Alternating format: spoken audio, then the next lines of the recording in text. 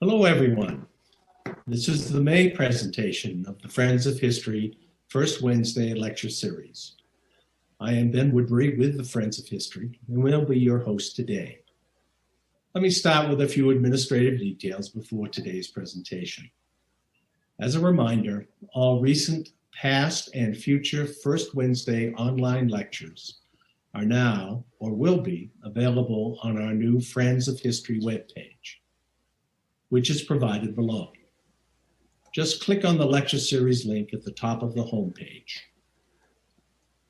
Information on the webpage is also available regarding the walking tours of the historic downtown Santa Fe, a major initiative of the Friends of History. Take a look. Hello, everyone. We're starting the May presentation with the Friends of History First Wednesday lecture. Our monthly lectures are being provided free of charge by the Friends of History with the support of the New Mexico History Museum. We do, however, accept and encourage donations. These will go directly to support the lecture series and, more importantly, all History Museum programs and exhibits. Should you wish to make a donation, just go to our new website and click on the Donate Now button at the top of the page. Before introducing today's speaker, I want you to know that for our next lecture, we are fortunate to have as our guest Rick Hendricks, presently the New Mexico State Administrator, and in the recent past, the New Mexico State Historian. He will speak on Pueblo Indian sovereignty. If you wish to be on our mailing list to learn more about this lecture and all upcoming lectures, you can sign on our webpage or email us at the address cited below. Now for today's lecture. Our speaker is Ms. Leah F. Tookey, the Curator of History at the New Mexico Farm and Ranch Heritage Museum in Las Cruces, New Mexico. She earned a master's degree in agricultural history and rural studies from Iowa State University. Her work at the New Mexico Farm and Ranch Heritage Museum involves research and writing for exhibits, maintaining the museum's library and archives, and too many other jobs to mention. Last year, Leah curated the museum's exhibit, Home on the Range, From Ranches to Rockets, from which this lecture is drawn. Following her presentation, we will have a live question and answer session with Leah. Your questions and comments can be posted at any time on the YouTube chat room during and after the presentation. Upon completion of today's event, both the lecture and the Q&A session will be posted on the Friends of History webpage, as well as on the History Museum's YouTube and Facebook pages. So now, we welcome Ms. Tookey. Ben, thank you so much for the introduction. It is such a pleasure to be here, and thank you to the Friends of the History Museum for the invitation to speak today. My presentation today is based on an exhibit that we installed at the New Mexico Farm and Ranch Heritage Museum in the fall of 2019. The exhibit was intended to be up through 2020, which was the 75th anniversary of the creation of White Sands Missile Range. We were looking forward to being part of the range's celebration, but of course, COVID-19 had different ideas. We now plan to keep the exhibit up until June of 2022. I want to share just a little history of the exhibit and where the idea came from before I get into my story. This image is not photoshopped. It is an actual photo taken by Judson Carruthers, an official White Sands Missile Range photographer for 35 years, from the 1950s into the late 1980s. The rocket you see is a Redstone. The Redstone was a direct descendant of the German V-2 rocket, developed by a team of predominantly German rocket engineers under the leadership of Wernher von Braun. Von Braun had been brought to the United States after World War II as part of Operation Paperclip. the Mercury rocket that was used on the 5th of May, 1961, to launch Alan Shepard on his suborbital flight to become the second person and the first American in space, was a derivation of the redstone. Now, you may be asking, why would a farm and ranch museum have an exhibit on rockets? And that would be a legitimate question. Well, this is how it happened. Several years ago, I was the director of education at the New Mexico Space Museum in Alamogordo. And while I was there, I learned all about the missile range and what it goes on out there. Because of my background in agricultural history, I was very interested in learning more about the ranchers who lived on the range before the military arrived and took over during World War II. Back then, I thought it would make an interesting exhibit. But since it was a space museum, the ranching angle didn't seem to fit. Years went by, and I meanwhile got a job as a history curator at the Farm and Ranch Museum in Las Cruces. One day, someone dropped off a large envelope full of pictures. And when I opened it, this photo blew me away. I thought, here is the opening photo for the Ranching at White Sands exhibit that I'd been thinking about for more than 10 years. I first decided to just focus on the ranching story, but was later convinced that we should also tell the story of the rockets and the missile range, and the rest, as they say, is history. I'm going to start this conversation as the exhibit starts with life at White Sands and the surrounding areas before World War II. In the early 1900s, much of the arid land east of Las Cruces, including the San Andreas and Oscuro Mountains and the Tularosa Basin, was ranching country. Many of these ranchers came from Texas in the late 1800s and found grass tall and plentiful. They soon realized that they had arrived during a particularly wet climate period and that raising cattle would not be as profitable as they had once believed. But they stayed on.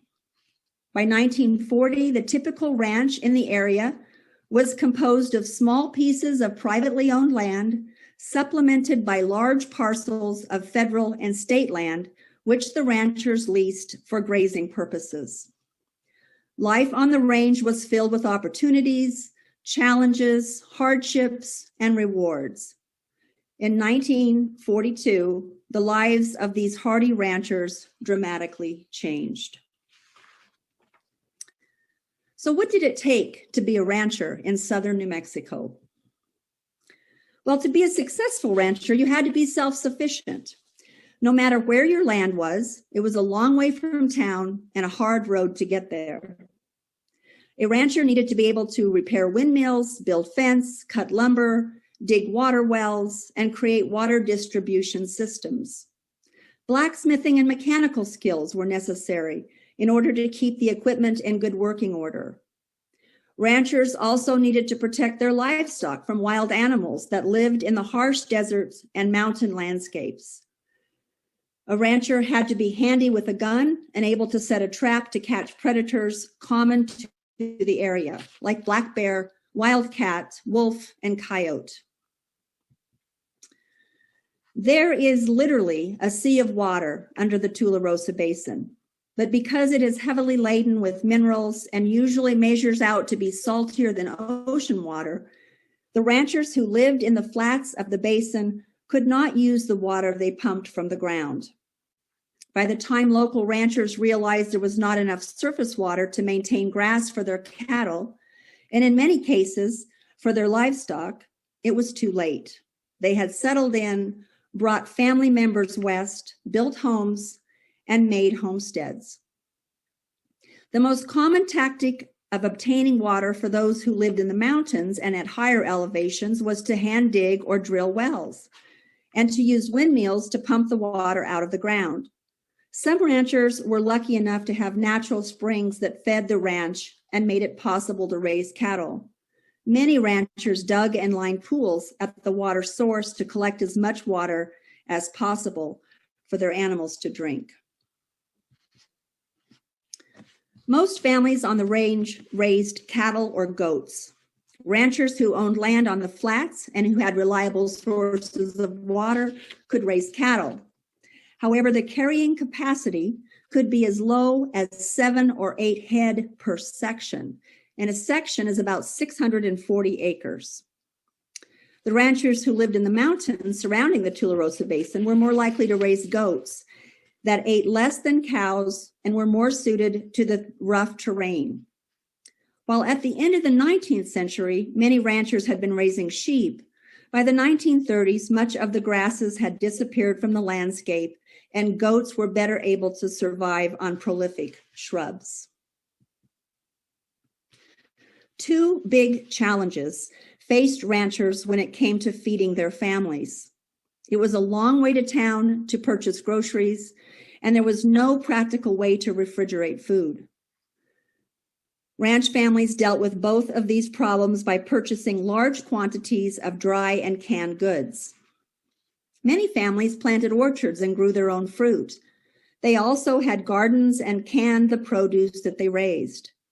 Meat was easy to come by, but it was nearly impossible to store large amounts of slaughtered beef or even the meat from a goat or a sheep. Many ranchers would share meat with their neighbors or family members. While refrigeration was difficult, there were some creative methods for preserving fresh food, items like milk, eggs, and meat. Most ranchers had cisterns for collecting and holding water. And because they were dug into the ground, they were cool, and you could hang a basket inside to hold items and keep them cool. You could also wrap up a slab of meat in waxed paper and burlap before wrapping it in an old quilt to be kept in the coolest part of the house. By the late 1930s, some ranchers were able to buy gas-powered refrigerators that burned propane instead of using electricity. Distance from the closest community with the doctor was a problem for ranch families when it came to injury and illness.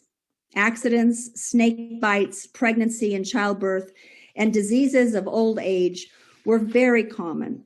But because ranch folks didn't get to town very often, catching communicable diseases like colds and flu were less likely. Most women made arrangements to go to town to deliver their babies, but on occasion, a surprise early birth happened, and when it did, the family had to pitch in and get the job done without a doctor or a midwife present. Verena Andrig Mahoney remembers, "We had sore throats and stuff like that, but we gargled kerosene. Or Daddy would make cough drops with sugar and kerosene. Put a little kerosene on the sugar and then burn it. Just strike a match on it. Light it up. It's hard like cough drops." Like much of life on the range, entertainment was homemade. Saturday night would find ranch families gathered together with neighbors to enjoy a card game or a dance. It was common for people to have dances at the local schoolhouses, but the most popular place was the dance floor at the Leland Miller Ranch. Miller built the portable dance floor with numbered boards that could be taken apart and put back together whenever he wanted. Just throw a little sawdust on top and away you go. Ranchers brought their own instruments and provided music. A potluck meal was also standard. The dances would go on into the early morning hours, but there was often enough energy left over to participate in a ranch rodeo the next day. Ranch children, like all children, created their own entertainment.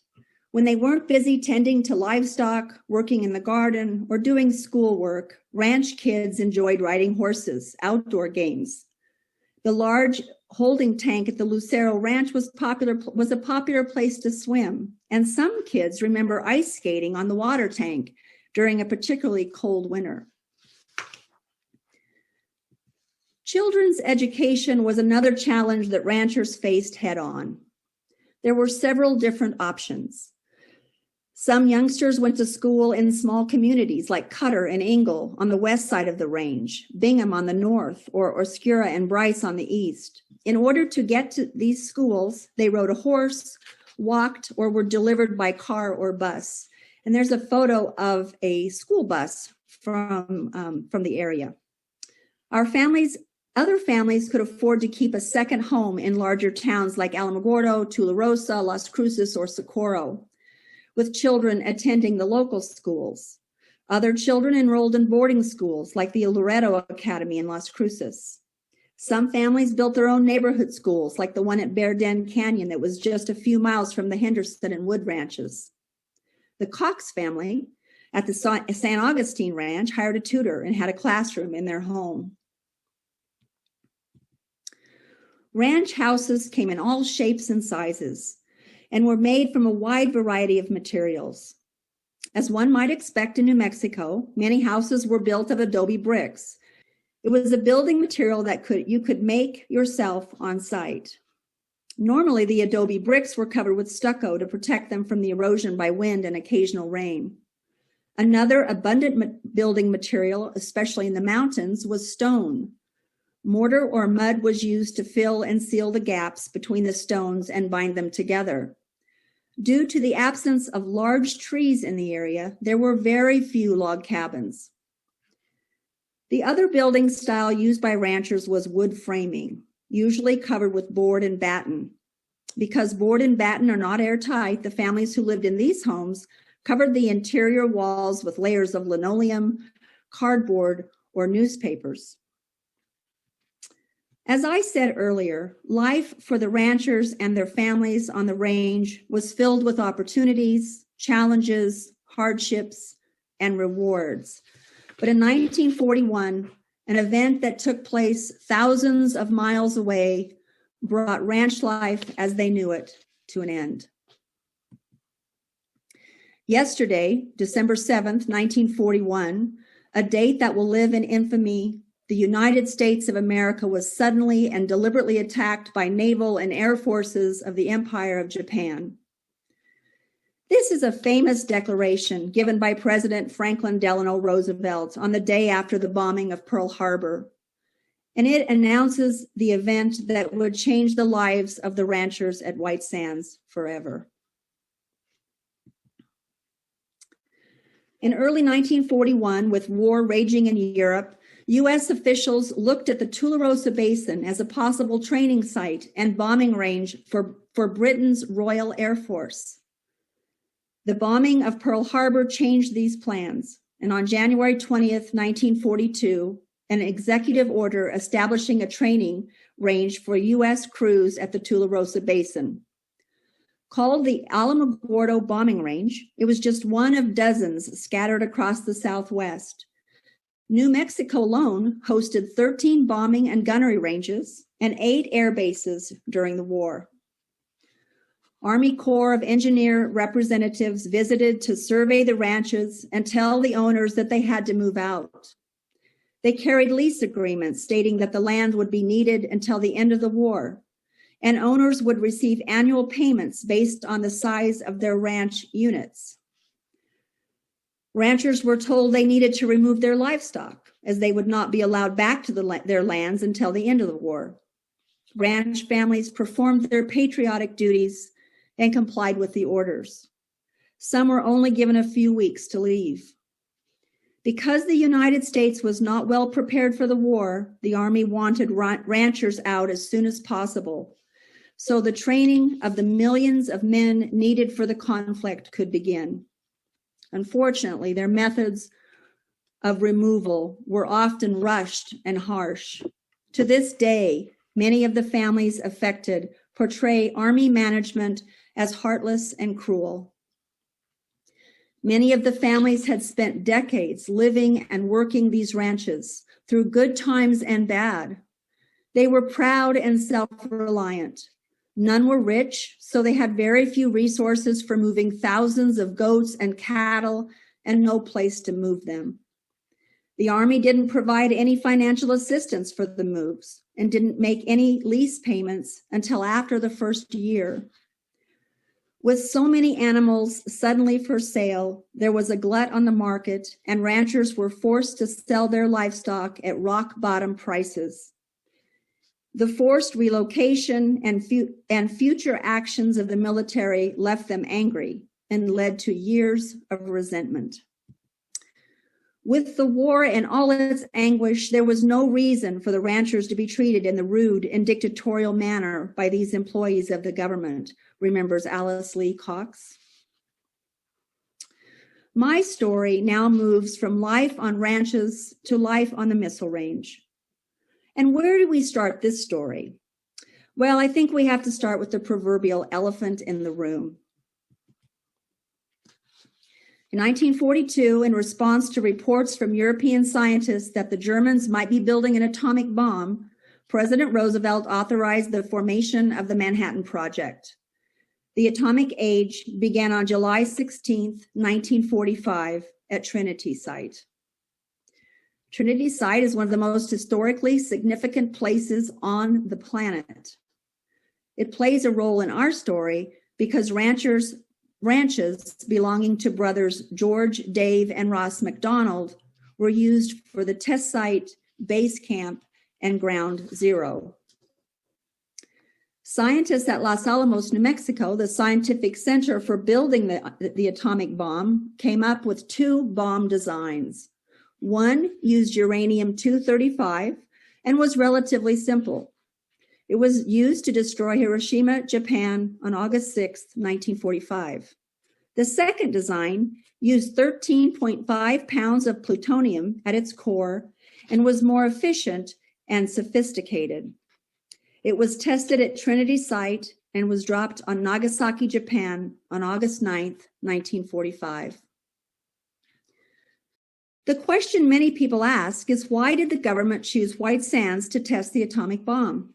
In fact, many people think that White Sands Missile Range was started as a site to test the bomb, but this is not true.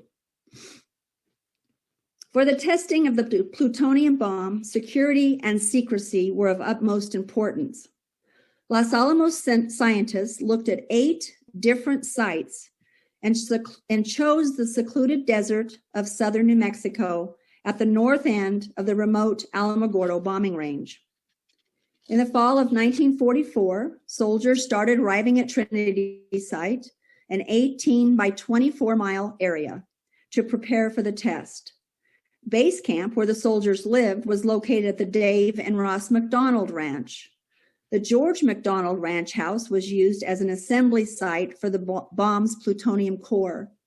Ground zero, just 2 miles away, was where the bomb was detonated atop a 100-foot steel tower. Although no information on the test was released until after the atomic bomb was used against Japan, people in New Mexico knew that something had happened. The shock broke windows 120 miles away. Army officials simply stated that the munitions storage area had accidentally exploded at the Alamogordo bombing range. So that's a very brief discussion about the elephant in the room.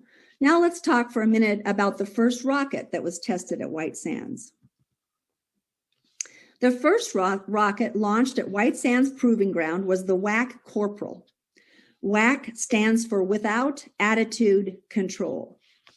The Jet Propulsion Laboratory at Caltech received orders in 1945 to build a rocket capable of carrying a 25-pound package of meteorology instruments to an altitude of 100,000 feet.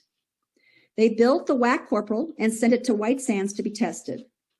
The rocket was 12 inches in diameter and 16 feet long. It burned acid and aniline and generated about 1,500 pounds of thrust. To make the WAC as light as possible, JPL used only 3 fins instead of 4 and welded the outside skin to the internal components. This meant that it didn't need weighty internal bracing.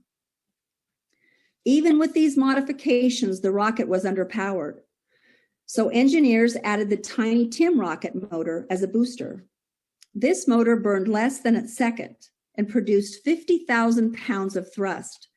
With the booster, the WAC Corporal reached an altitude of 227,040 feet. Now we've talked a little bit about the first rocket tested at White Sands Missile Range. Let's talk about the most important one, at least the most important rocket in the early years of the range. The German Vengeance weapon. The German V-2 rocket was the first man-made object to go into space. It was designed in Nazi Germany and assembled underground by concentration camp prisoners. The first successful flight was on October 3rd, 1942, when the missile reached an altitude of 60 miles and landed about 120 miles downrange. The V-2s were 46 feet tall and 5.5 feet in diameter. At launch, they weighed about 27,000 pounds, with 19,000 pounds of propellant and a 2,000-pound warhead. The missile had a range of about 200 miles and fell on its target at 3,500 miles per hour, just 5 miles after launch. Though more than 3,000 V-2s were launched in Europe during World War II, more people were killed building the rockets than died at target sites. The missile did not significantly affect the war effort and was considered a failure as a weapon. However, it marked a breakthrough in technology that led to the space race. A little about V-2 mechanics. Two 1,200-gallon propellant tanks took up most of the space in the V-2. And when asked why the Germans used alcohol for fuel, Konrad Dannenberg, a propulsion expert for von Braun, said, "Since Germany had no oil wells, the fuel for the V-2 had to be alcohol." He went on to explain that the German government asked booze makers to distill as much ethyl alcohol from potatoes as possible for use for rocket fuel. The V-2 had large fins on the tail section to provide stability and a nose cone where the warhead was normally located. The warhead was composed of TNT and ammonium nitrate. At White Sands, the nose cone was used to house various instruments and experiments. The control compartment housed gyroscopes and other devices used to guide the rocket to its target. It also held timing devices to shut off the flow of fuel to the engine. Colonel Holger Toftoy was in Europe at the end of World War II and was instrumental in bringing the V-2 material and V-2 scientists to the United States. When he formed the V-2 upper atmosphere panel to review payload proposals, he included both military and civilian scientists. This led to an array of experiments that flew on the V-2s and paved the way for manned space exploration.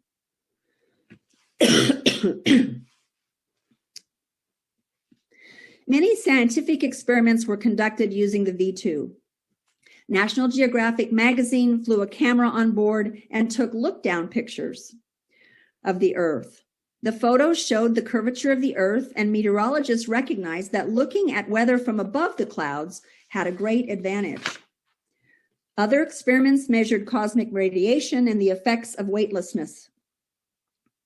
The Air Force studied rhesus monkeys during the space flight, and they discovered that during stressful parts of the flight, the animal's heart and respiration rates were within normal range, giving them confidence that humans would someday safely ride in a rocket into space. Now, if I was telling this story in a dissertation or a book, I would have a thesis statement. And my thesis statement would be that if it were not for the V-2 rockets that arrived at White Sands after World War II, the military might just as well have packed up at the end of the war and moved out. But 300 railroad cars full of V-2 parts, as well as many of von Braun's staff and personnel, came to southern New Mexico. With this arrival, the military understood that there was more to this V-2 stuff than just a weapon of war. Somehow they knew that this was very important to the future of the country.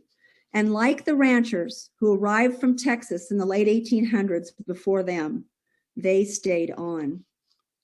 After the arrival of the V-2, the missile range transitioned from a wartime research facility to a military base with larger personnel numbers who focused on research and testing. During the 1950s and 60s, most of the ranchers realized they were not going to get their land back and moved on to other endeavors. Beginning in 1970, ranch unit leases were no longer included public domain lands, leaving only small privately owned parcels. and dramatically reducing annual fees paid to ranchers. In 1974, Congress authorized the purchase of private ranch lands, but provided only enough money for 86% of the land. The government continued to lease the remaining land until more funds were appropriated. In 1980, there were only 34 owners who had not settled with the government. Most sold voluntarily. The Corps of Engineers, under the law of eminent domain, filed in federal court to have the rest of the land condemned for purchase. They then deposited the appraised amounts into the ranchers' bank accounts, and the battle for the ranches at White Sands came to an end. Remember that I said earlier, the reason Trinity Site was important to our story was because of the ranchers who lived there before the war. Well, one of these ranchers was Dave Mcdonald, who was one of the last to give up.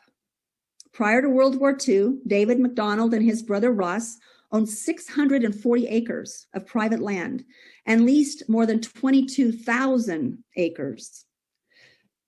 In 1942, when the government took possession of their land, the brothers received $1,385 per year, plus $1,000 for improvements. In 1948, the payment rose to $7,055. From 1950 to 1970, they received $7,635 per year. And in 1970, the government stopped compensating ranchers for their leased land, and the McDonald's payment dropped to $2,048. When money was made available to purchase all the remaining privately owned land on the range, Dave McDonald refused to sell. In October of 1983, the court rendered a judgment valuing the McDonald land at $160,000 and awarded the deed for the land to the government. In the end, the brothers were paid almost $450,000 for the leases and the final purchase of their 640 acres of private land. Of course, my presentation today covers only part of the story. The actual exhibit tells much more. As part of the exhibit, we constructed a model home based on a tiny Bennett Potter home that still stands at White Sands Missile Range. We also constructed a model of the LC-33, which is the launch complex where the V-2 was tested. You can walk through the building and watch actual footage of the V-2 being launched, both successfully and not so successfully. We included several exemplars in the exhibit. 4 ranch families who represent all those who made their homes at White Sand before World War II, and 4 members of the science and military community who were influential to the growth and development of White Sands Missile Range. We included many artifacts that tell the story as well. A wind generator that once produced power for radios and lights that made ranchers' lives better. A huge bear trap that was used to protect livestock.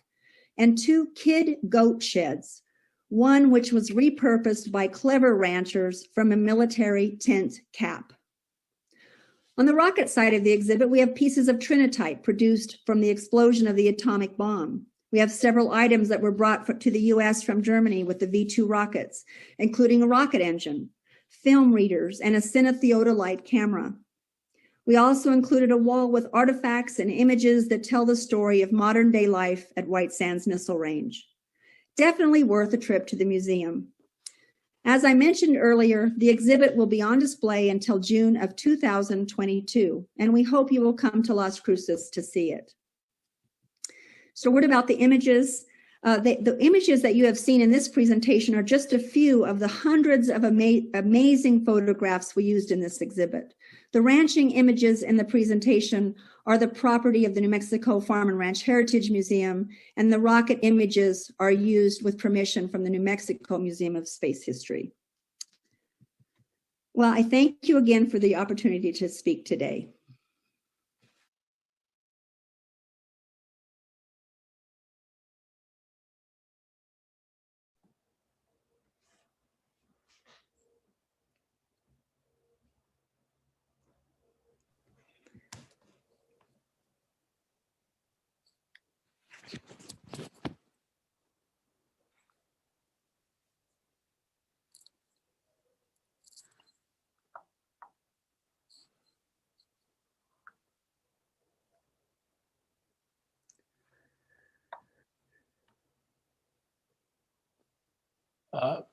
Leah, thank you.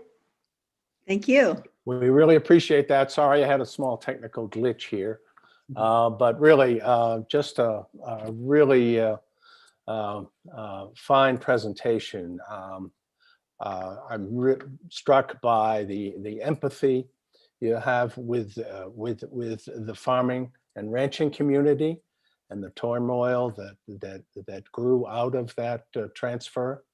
At the same time, it opened up new possibilities for the Tularosa Valley.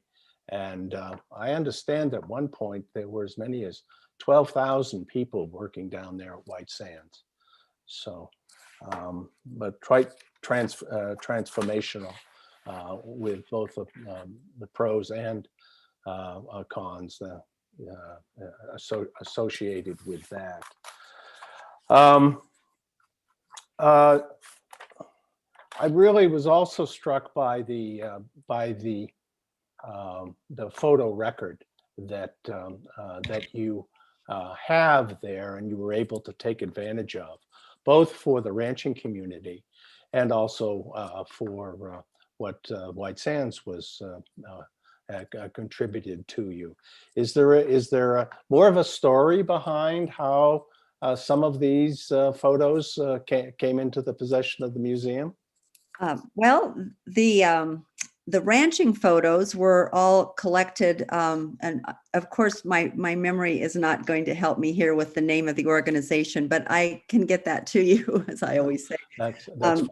Yeah. But it's an archaeological organization here in Las Cruces, and they did oral histories and took a lot of photographs back in the 80s. And so that's where the photos come from the ranching side, and also the quotes that I had. The exhibit has a lot of quotes and information from that collection. So it's pretty amazing. And then of course, I said I worked at the Space Museum earlier, and I was pretty familiar with the pictures that they have. So, and they were very helpful. And also White Sands Missile Range, the museum out there, they were helpful to us with as far as artifacts and getting information. So we had a lot of help. I did want to mention a lot of this exhibit is based on a book called A Pocket Full of Rockets by Jim Eccles, and he was my co-curator on the exhibit. And so I really should have given him much more credit, because without him I couldn't have done this. One of the interesting things that he always says that I think I should have also shared is that the ranchers who lived on the range before the war and the military and scientists who lived there after the war shared some of the same traits. They were self-sufficient, and they had to be motivated and be able to take care of themselves and do a lot of things for themselves because of the place where it is. And so that, I think that's really kind of a neat connection, even though there was a lot of stress and anxiousness, and the two groups of people were very similar kinds of people. And I think that's an important part of the story as well. That's wonderful to hear. If you would email me his info, we will append that to I will. The chat, and that way those who may be interested in pursuing that could find it. I think it was, and I'll email you the name of the organization that did all the wonderful work that I used. That, of course. Well, that would be fine too. That's a bonus for us. We do have, for our general audience, I wanted to remind you that, feel free to ask questions on the chat. We have a few coming in, and we will be happy to share those with Leah as in the next few moments. To start with, what were the long-term impacts of the White Sands site on the local environment? Well, interesting. That's an interesting question, because, of course, the White Sands Missile Range is closed to the public generally. You can drive across it on the highway. Twice a year, they do tours out to Trinity site, and you can get tours. And if you go through if you contact the White Sands Missile Range Museum, there are as soon as COVID's over, they do some wonderful tours. You can go see the Bennett Potter House. You can see a lot of this really interesting these places. So it's closed to the general public mostly. So actually, you'd think you might think differently, but they've actually because that land is all closed off, it's kind of been maintained and actually restored to the way it was before the ranching, because ranching is hard on land, and they stripped all the green, all the vegetation, the goats, or and the cattle, and so a lot of it has been restored, and it looks like it did before in some areas. Of course, some places, creosote and isn't, doesn't make it look very, very farm-like or ranch-like. But a lot of livestock, or the wild, not livestock, the wild animals have returned. And of course, in the 60s, I think, or the 70s, they actually stocked White Sands with oryx, which is a kind of wild, I want to say an antelope, I believe. I'm not good with that kind of stuff. So, but a couple of different wild animals from Africa. So those you can hunt those. You can get a license to hunt those out there. So, you want to be walking around out there when they're testing bombs, but it's kind of beautiful, especially up in the hills. I was really impressed by when we drove up in the mountains to see some of those ranches and how really pretty the country is. So that's kind of the long-term impact that you'd think it would be more, it would have been more destructive, but it's actually been kind of restorative. Oh, well, that's a great story, and just further enriches. I was struck as I was, reading up on this in terms of course, you've got the New Mexico Space Museum in Alamogordo. We have the Farm and Ranch Heritage Museum, of course, and you mentioned the museum that's available by appointment there at White Sands. Not to mention the White Sands National Monument itself and the Organ Mountains. It seems like just a wonderful place to visit and explore, and a great deal of variety. One thing about the Missile Range Museum, I should probably clarify. I believe that they are closed for about a year because they're in the process. They built a new building, and they're in the process of rebuilding that museum and making it way, way better. So it'll be really wonderful when it opens back up. And you can, when it opens back up, I'm assuming that it will be open to the public, and you have to stop at the gate, and you have to check in and go through all that kind of thing. But it is a great place to come and visit and to take your family, and I've done that many times myself. So there are some really cool things to see down here in southern New Mexico. One of the things that really came across in your discussion in terms of the farms and ranches is the struggle in order to raise a family, raise a herd and make it make each farm ranch a going concern. But more of an observation than a question, but it really came home to me. Well, and the truth about it is, it was a tough life. As I said, it was challenging, but it was rewarding. But I did history in the Midwest, and the truth is that people struggled. In the Midwest, it was a lot easier to grow grass, of course, and food for your animals. But the things that the ranchers did to survive were not unique to White Sands so much. They were unique to the lifestyle. Ranching and farming is not easy, no matter where you are, especially during that time period, and especially during the Great Depression.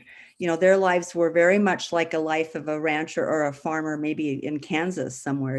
So the techniques that they used, that's one of the things that I thought was really interesting, was that it was very similar to the same stories that you hear other places.